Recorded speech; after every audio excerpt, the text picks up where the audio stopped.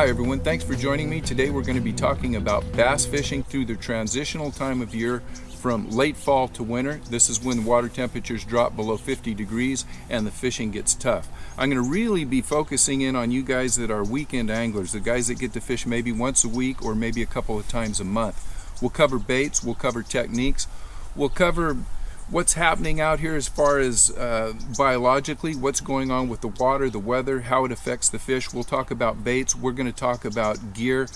We're going to talk about the mental aspect, things that you're going to have to adjust when it comes to transitioning from summer to winter. So with that, we're going to get right into the video. I planned on doing this outside today, doing a little fishing, doing a little filming, but it's supposed to drop a bunch of rain today, so I think I'm going to pack up. I'll head home, I'll set up shop, and we'll get right into the video. Okay, I'm back home. As you can see, I'm still outside. The sun is still shining, so we're going to take advantage of this outside lighting while we have the chance, and we'll hopefully get through this entire video. We're talking about the transition, fishing from fall to winter and through the winter months. And I promise at the end of the video, I'll talk about the 6-rod rotation that I use through the winter that works for me. So let's get into it right now. Let's start with changing environments, how the water temperatures change, how the river changes, and how it affects the fish.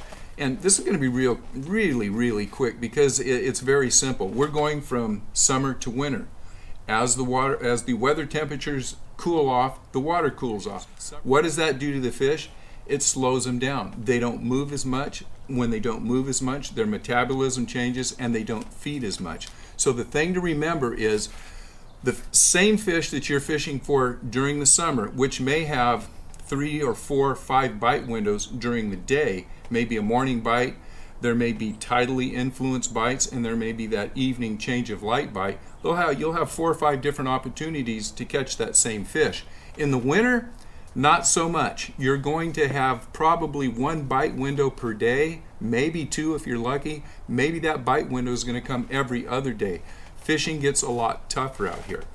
Keeping that in mind, there's still a couple of things that are not going to change. On the delta, the tides never change. We're going to have a couple of sets of tides come in every day, and we're also going to have the same solunar phases that come in. So we have to take into consideration things such as when the prime tides are going to be, when you're going to get those good moving tides, and when those tides correlate with moon phases. We're also going to have winter conditions where you may have a barometer that's jumping up and down. Hopefully we're going to have some storms come through here. We're going to get a little bit of rain. We're going to get some wind. We're going to have a lot of changing conditions. So this puzzle gets a lot more difficult to put together. So keeping that in mind, we're going to move on into the mental approach on what we're going to have to start to think about here in the winter months. Everybody knows the Delta has this reputation of being one of the best bass fisheries in the United States during the summer. It also has a reputation of being an extremely difficult fishery to catch fish on during the winter months. So if you're fishing out here in the summer and you're picking up 15, 20 pounds, 25, maybe you're picking 25 or 30 fish off, and you expect to do that in the summer, you're going to have a rude awakening. So you have to adjust your mental approach before you get on the water. You have to be thinking that you're going to come out, you're going to be grinding, and you're going to be fishing for 5 to 8 bites. By having the right mental approach, that's going to carry you through the day to concentrate on what you're doing, not get disgusted, not lose your confidence, and if you guys all know, once you lose your confidence, things start falling apart. I just scale everything down. My power rods that I use in the summer generally get put under deck, and I go to a lighter conventional rod. We're talking about anywhere from a medium to a medium heavy rod. I'll be fishing throughout the winter months. I'll go with generally straight braid, and I'll try to gear down to about 40 to 50 pound braid with about a 12 to 14 pound test leader. Let's call it 10 to 14 pound test leader on the end of that braid. We're talking about 8 to 12 feet of leader. I'll also add a lot of spinning gear to my tackle. I'm generally fishing about 50% spinning, 50% conventional during the winter months. Summer months, I'll be going 90% conventional. So we're scaling down. I use a 6'10" to a 7'2" medium action spinning rod, 2500 reel, and I'm generally using about 20 to 30 pound test braid, again with a leader, but my leaders will be lighter. I'll go from 8 to 10 pound test, and the length of those leaders on the spinning rods will be from, I'll say, 8 to 12 feet again. That's all you have to do. Just scale down a little bit and get ready to fish the winter months with a little lighter gear. In the winter months, I divide the delta into 3 depth sections, depth of water. From the bank out to about 5 feet, from 5 feet to 10 feet, which is that midsection, and then deep water from 10 to 15 feet. Now, depending on the area delta that you may be fishing, you may have to adjust those depths a little bit.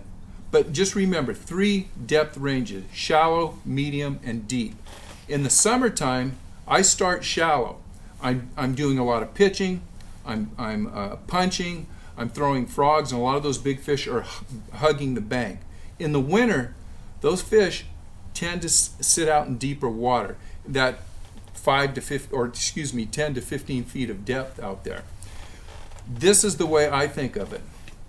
Summertime, start shallow, move to that mid depth. In the winter, I start deep and move to the mid depth. Now, why do I like that mid depth between 5 and 10 feet? And remember, that could be in your neck of the woods, it could be from 4 to 12 feet of water, wherever you consider that drop off. That mid depth is where basically the Elodea or the submerged vegetation quits growing. So you can have a drop off there, you've got a little deeper water, you've got some open water, and then you have some water that has maybe quite a bit of submerged vegetation. That's all in that 5 to 10 feet of depth. During the winter months, any day of the year, you can have fish in all 3 depth zones: shallow, deep, and mid depth. The one constant is the fish in the shallow water will be moving to that mid depth level. Fish in the deep water, when they want to feed, they're going to move to that mid depth level.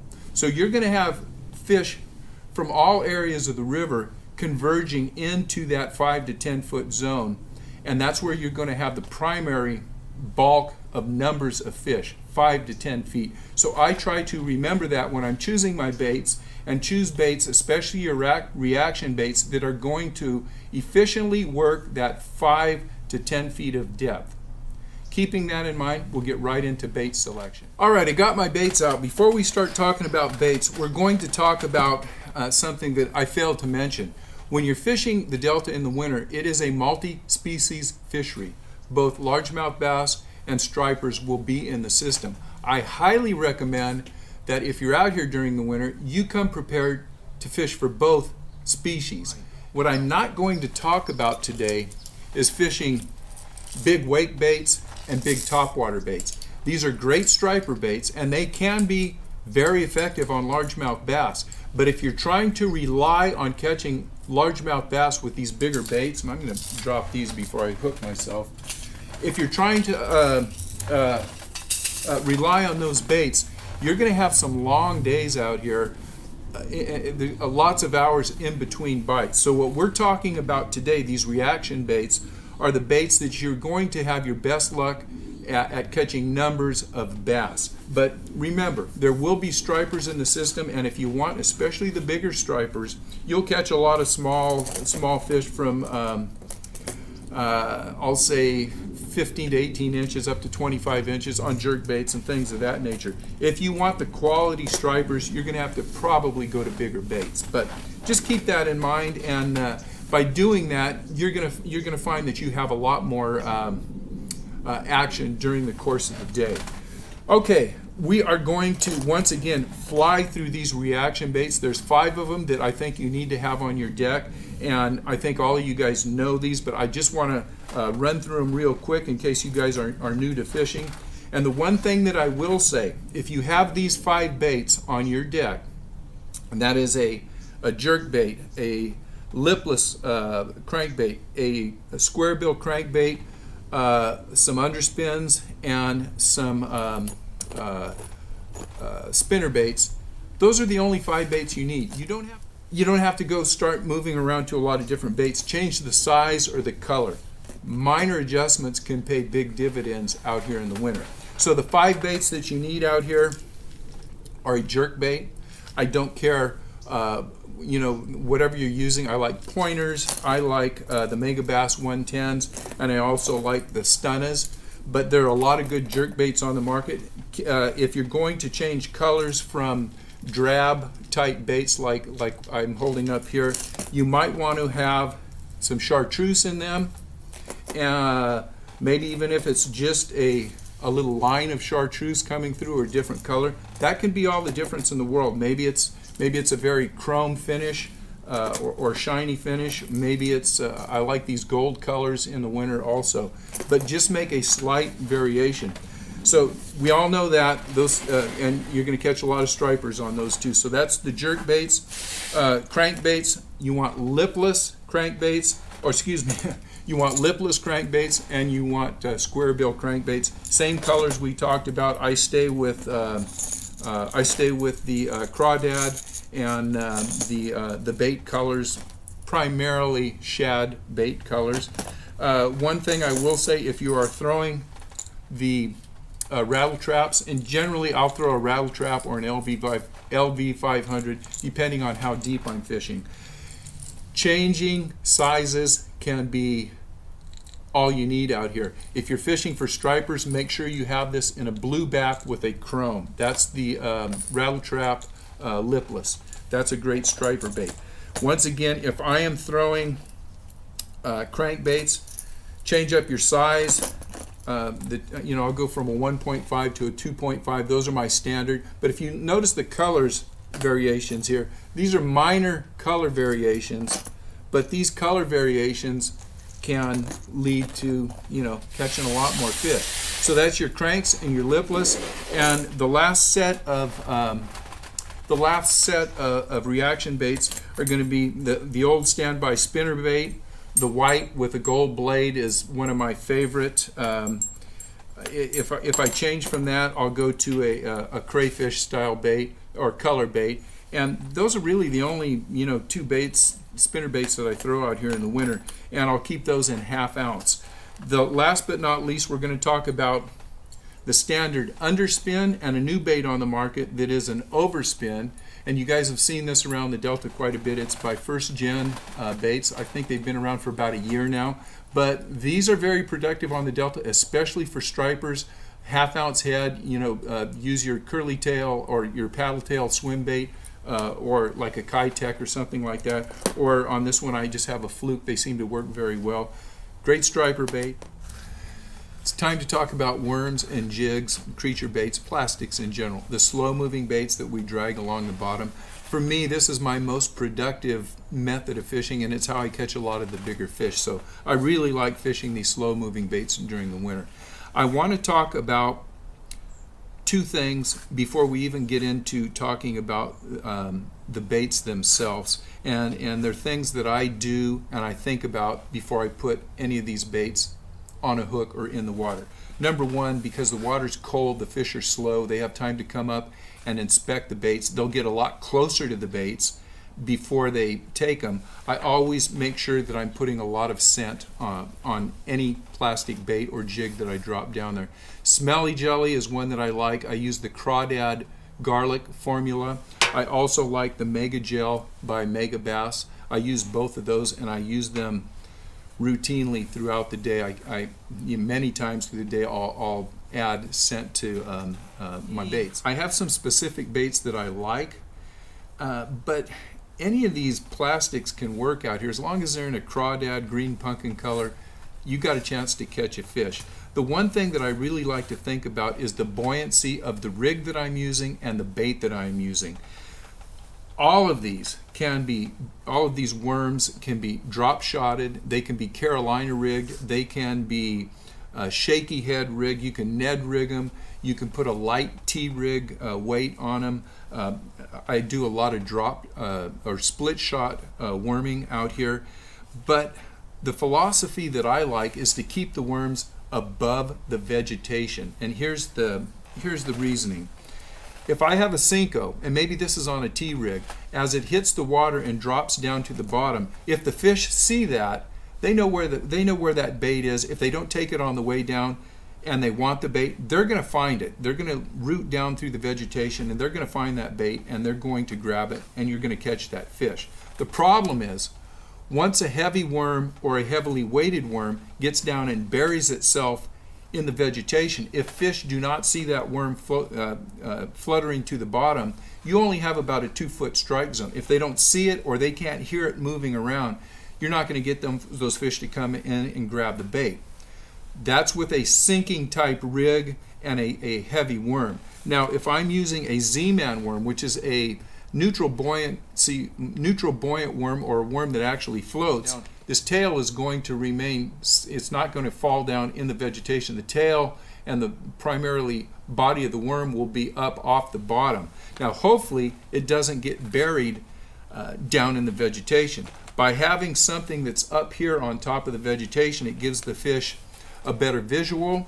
So instead of having a 2-foot bite area of strike zone, you may have a 4 or 5 foot area of strike zone. So I'm trying to throw lighter weights with more buoyant worms and creature baits so that the fish have a better visual on them. I want to go over some of the worms that I use again. I think it's important just to get those things floating up. And we talked about Z-Man. I like fishing Ned rig style, but I don't use the little 2.5 inch TRD rigs. I use the big Ned, this is called the Mag Fatty. I think it's a 7-inch worm. This is a Z-Man worm, and it is called the Zinker. It's like a 5-inch Cinco. The difference between this and a Cinco, the Cinco will bury itself in the vegetation. This worm will lift itself up and give the fish, hopefully, if it's sitting up on top, a better visual effect. What else are we going to talk about? So you can Ned rig those also, and I will use a little 2-inch Ned rig if I'm just trying to get bit. They get bit, but I like to use the bigger worms out here. I want to talk about a couple of worms that I like that you may not be using, and one of them is the Big Bite Baits Squirrel Tail Worm. This is what it looks like here. And the reason that I like this worm here is because in the tail, that tail has an air pocket in it. So once again, if you drop shot this, or if you put it on the bottom with a small T-rig, or maybe you're throwing a Carolina rig, which I really like to throw in the winter, this tail will float up. So it may give the fish a better visual. And that's the Big Bite Baits Squirrel Tail Worm. All of you guys throw Cinco, so we're not even going to talk about that. You got 5-inch Cinco is hard to beat out there. Robo worms. I'll throw the 5-inch and 6-inch robo worm, but I like to throw a different color. Margarita Mutilator is good year-round. I like to throw this bitch and craw color, but they look like a night crawler. Why do they bite these? Maybe it's because there's a lot more worms in the winter when it's raining. The worms are more active, but I get a lot better action on these more natural color robo worms. So that's a good worm. Another worm that you guys may not be using out here is the Rains Bubble Shaker. The Rains Bubble Shaker. This is a 5-inch worm. It's a small 5-inch worm, and this is their Margarita Mutilator. It's a very drab, kind of more brown than purple. It's a ringworm, and it is very effective. You can throw this thing drop shotted. You can wacky rig it. You can throw it basically on any style of technique, or any technique that you can throw any plastic on. You can throw this bubble shaker. That's the Rains Bubble Shaker. A very finesse bait is the Kitech Live Impact, and this is primarily a bait that I drop shot, and it's just got a couple little appendages out here. It's a very finesse bait. Comes in some nice colors, but you can put this on a drop shot and just let it out there and just twitch it around a little bit. I've caught a lot of fish on this particular bait. A nice bait by Missile Baits that, Missile's a pretty big name, but you don't hear a lot about this bait, and this is the Quiver, the Missile Quiver bait, and it's kind of like a cut tail worm. It's got a little bit of a rib to it, and again, this is a Margarita Mutilator, but it's got a nice thin tail that really gives you a lot of action when it's down there. So when it's fished slow and the fish come up and look at it, just that little touch or quiver on that thing can get you an extra strike or two. So those are some of the baits that I'll use during the winter months. And again, it's not so much. It could be the size, it could be the color, it could be the technique, but you just have to kind of move around and go between. If you have the set of worms that I'm talking about, that I've just talked about right now, you've got all the worms you need. You don't have to have 50 million worms out there. You may have other worms that you like, and by all means use those. Just keep them in, I'll say, the 5-inch size range, and in that green pumpkin, black, standard worms, standard color worms out there. That's really all you need out there to catch the fish in the wintertime. If I'm using a jig in the winter, this is a standard size jig. And I've gotten away from that quite a bit. I use the mini jigs a lot. I don't know if you can, hopefully you can see the difference between there. You'll get bit and you'll get big fish on these standard size jigs, but with these little mini jigs, especially with an open hook, you can throw them on either rod, conventional or spinning rod. They just get bit more, and I've had a lot better luck on this particular jig, this little guy here. So think about that when you're doing your jig fishing, and also if you can throw 1/4 ounce jigs instead of 1/2 ounce or 3/8 ounce jigs, or even if you get into these small jigs, you can throw an 1/8 ounce jig, anything in crawdad color. This jig's going to get bit a lot, so think about that. And when you use the smaller jigs, you're going to use things like the slim pack-a-craws, the smaller trailers, along with Smalley Beaver's Reaction Innovation Smalley Beavers. This is a Smalley Beaver here, and I have the tail cut off. These are just the two nubs, and I really like that profile. But think about that when you're fishing the jigs. I promise you I'd talk to you about the way that I set up and how I go out and fish, and the rod, my rod rotation that I keep on the deck. So very simple. I'll have 6 rods on deck. I'll have 3 spinning rods. I will have 3 conventional rods. My spinning rods will have 8 and 10 pound leader. My conventional rods will have 10 and 14 pound leader.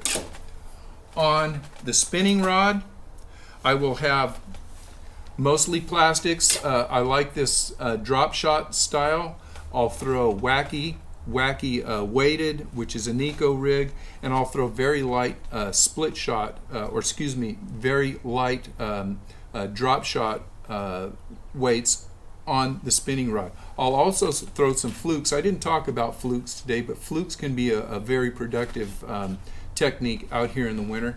I can throw small crankbaits on this, and I can also throw jerk baits on this rod.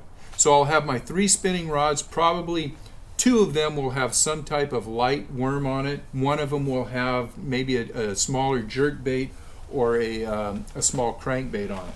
On my 3 conventional rods, I'll definitely have a spinner bait. I'll definitely have either a crankbait or a jerk bait, or maybe a lipless or a square bill.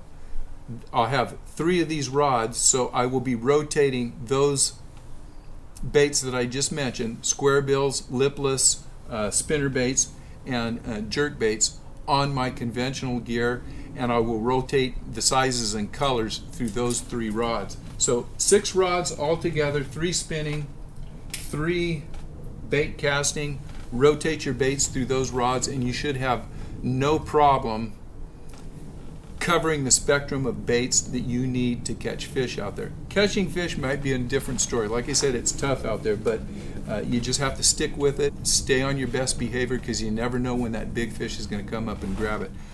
Okay, I know that's a lot to digest. We went over quite a bit, and you know, fishing the transition time from fall to winter is not easy. So hopefully you've got a few extra ideas that you can go out there and incorporate into your style of fishing. I really appreciate you guys watching. Make sure, if you haven't hit the like button, hit the like button. Make sure you subscribe. Let me know how you do, and if you have any questions, hit me up in the comments, and I'll be more than happy to chat with you, and if I can answer any questions that I didn't cover during the video, I'll go ahead and try to do that, through the comments. So thank you guys for watching. We'll see you guys on the water.